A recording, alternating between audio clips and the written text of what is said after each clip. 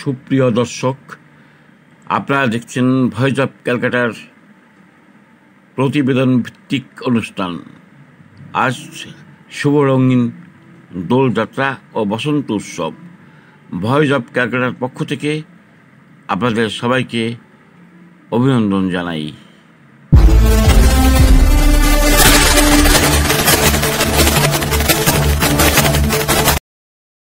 ভারতের একটা বড় ও প্রতিবেশী বাংলাদেশের সীমানায় চোরাচালান প্রতিরোধে ব্যাপক ব্যবস্থা নিয়েছে দুই দেশের সীমান্ত রক্ষা বাহিনীকে চোরাচালান প্রতিরোধ করতে গিয়ে অনেক সময় অঘরে প্রাণ হারাতে হয় জওয়ানদের।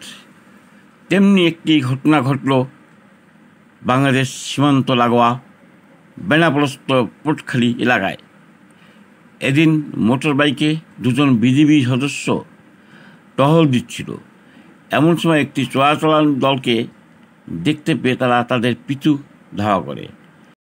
এ সময় তাদের মোটর বাইকটি গাছের সাথে ধাক্কা লাগে। এই ঘটনায় একজন বিজিবি জওয়ানের মৃত্যু ঘটে, অপর একজন মারাত্মক আহত অবস্থায় চিকিৎসাধীন রয়েছেন। কিন্তু এলাকাবাসী তারা এই মৃত্যুকে রহস্যজনক মনে করছেন। নাম প্রকাশে অনিচ্ছুক জনৈক এলাকাবাসী অভিমত, চোরাচালানিদের ধরতে গিয়ে তাদের হাতে প্রাণ যায় ওই বিজিবি সদস্যের। স্থানীয় বাসিন্দাদের দাবি, কর্তৃপক্ষের তদন্তে আসল ঘটনা বের হতে পারে।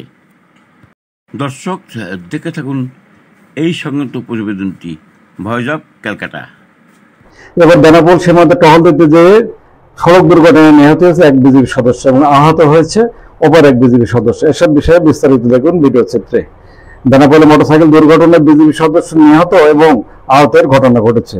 ঘটনাটি ঘটেছে বেনাপোল পোটখালি সীমান্তে টহল দেওয়ালকালে মোটরসাইকেল নিয়ন্ত্রণ হারিয়ে গাছের সাথে ধাক্কা লাগে। এই সময় বিজিবি সদস্য সিপাহী মোজাম্মেল হক ঘটনাস্থলে নিহত হয়।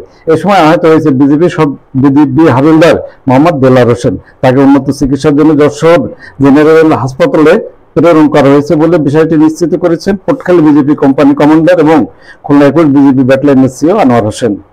বিজেপি কর্মকর্তা জানান, খুলনা ব্যাটালিয়ন 21 বিজেপি এর অধীনস্থ পোটখালি বিওপির দায়িত্বপূর্ণ এলাকায় মসজিদ বাড়ি পোস্টে কর্মরত হাবিলদার এবং সিপাহী তারা গোপন সংবাদের ভিত্তিতে মাদক আটকের জন্য মোটরসাইকেল নিয়ে মঙ্গলবার রাত 8টার দিকে বারোপদা বাজারের উদ্দেশ্যে রওনা হয়। পরে মসজিদ বাড়ি পোস্ট হতে আনুমানিক 800 গজ দূরে আহসান ব্রিজ নামক স্থানে পৌঁছালে মোটরসাইকেলটি নিয়ন্ত্রণ হারিয়ে গাছের সাথে ধাক্কা লাগে। এ সময় ছিটকে রাস্তার দুপাশে পড়ে যায় দুই বিজেপি সদস্য। তাদের মাথায় গুরুতর আহত লাগলে স্থানীয়রা উদ্ধার করে তাদের প্রথমে নামরণ হাসপাতালে ভর্তি করে।